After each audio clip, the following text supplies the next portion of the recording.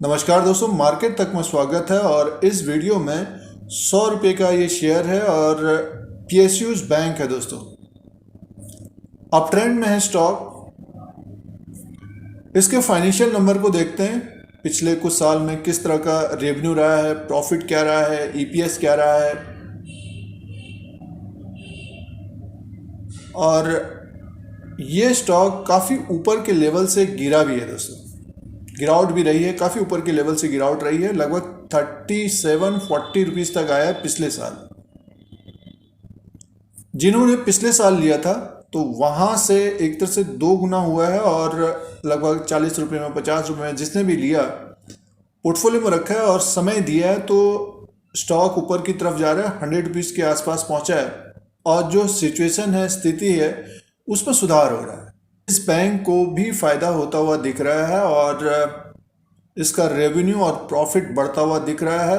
Gross NPAs और net NPAs इस bank का कम होता हुआ दिखाई दे रहा है।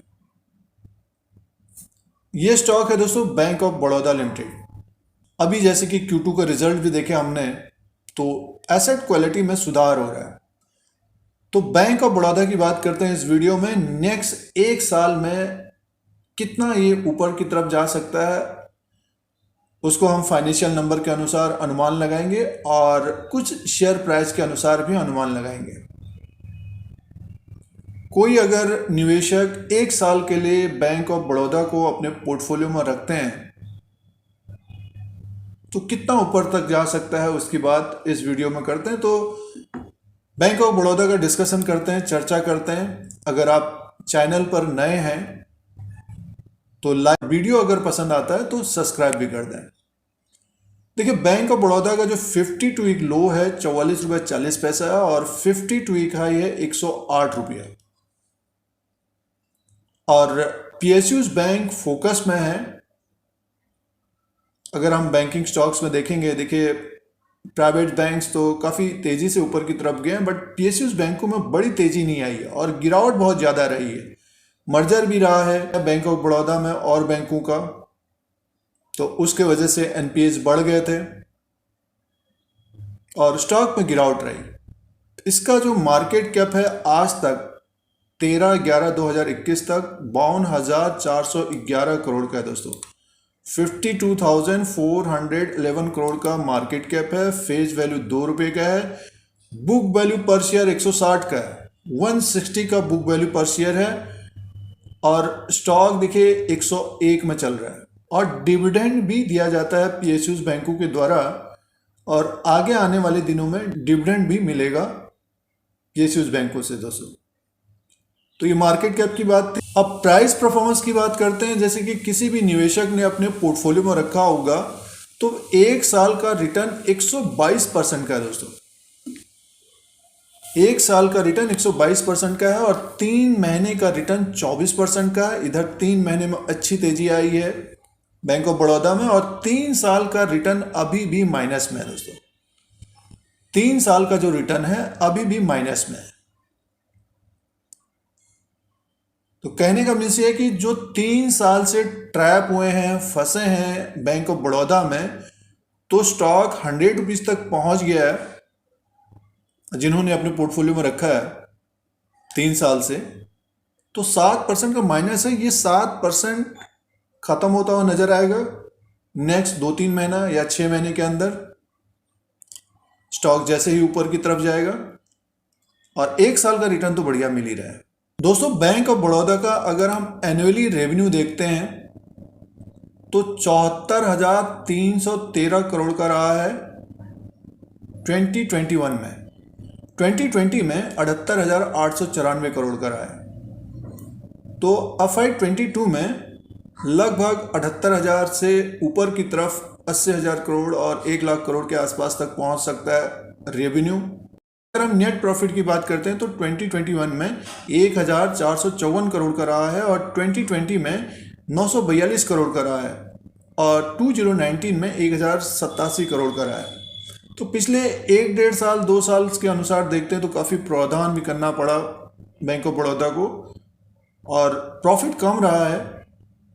तो आने वाले क्वार्टर्स में प्रॉफिट बढ़ता हुआ दिखेगा। जैसे कि जैसे कि अभी क्वार्टरली रिजल्ट की बात करते हैं अभी आगे, और ईपीएस की बात करते हैं तो देखिए 3.32 तक का है 2021 में, और 2020 में 3.32 का था, और 2019 में 4.16 का था।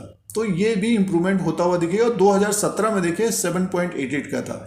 तो अगर ईपीएस में भी बढ़ोतरी होती है नेक्स्ट 1 साल और 2 साल में, डेफिनेट स्टॉक और अच्छा करता हुआ दिखेगा। अगर हम क्वार्टरली रिजल्ट की बात करते हैं, सितंबर 2021 में 17,540 करोड़ का रेवेन्यू था, ये जो Q2 का रिजल्ट, और जून 2021 में 18,025 करोड़ का रेवेन्यू था, और सितंबर 2021 में 17,540 करोड़ का था। तो क्वार्टर के हिसाब से थोड़ा बहुत कम था, बट ये के आसपास ही था। और पिछले साल था 18,837 करोड़ का। तो इस क्वार्टर में इनका रेवेन्यू कम था थोड़ा बहुत। नेट प्रॉफिट इनका जो रहा है दोस्तों, अब की बार 2,195 करोड़ का रहा है सितंबर 2021 में, और ये नेट प्रॉफिट इसलिए ज़्यादा रहा है क्योंकि प्रोविजन इन्होंने कम किया था। तो आगे आने वाले दिनों में प्रोविजन भी कम होगा। जून 2021 में इनका जो प्रॉफिट था 1,169 करोड़ का था दोस्तों। एनुअली अगर हम देखते हैं तो रेवेन्यू में अगर बढ़ोतरी होती है, प्रॉफिट अगर बढ़ के आता है, ईपीएस में ग्रोथ आती है और प्रावधान कम होता है, तो डेफिनेटली अच्छा करता हुआ दिखेगा बैंक। दोस्तों एनपीएच की बात करते हैं। ग्रॉस एनपीएच देखिए 8.11 का है इस क्वार्टर में, और नेट एनपीएच की बात करते हैं तो 2.83 का था। तो एसेट क्वालिटी में सुधार हो रहा है और प्रावधान भी कम रहा है। अगर हम अमाउंट में देखते हैं 19,601 करोड़ का था, और 59,503 करोड़ का ग्रॉस एनपीएच था। तो ये ग्रॉस एनपीएच अगर 5 तक पहुंचता है, जैसे कि एसबीआई का 4.90 का है, और ये भी थोड़ा बहुत कम होता है, तो डेफिनेटली स्टॉक बहुत अच्छा करता हुआ दिखेगा।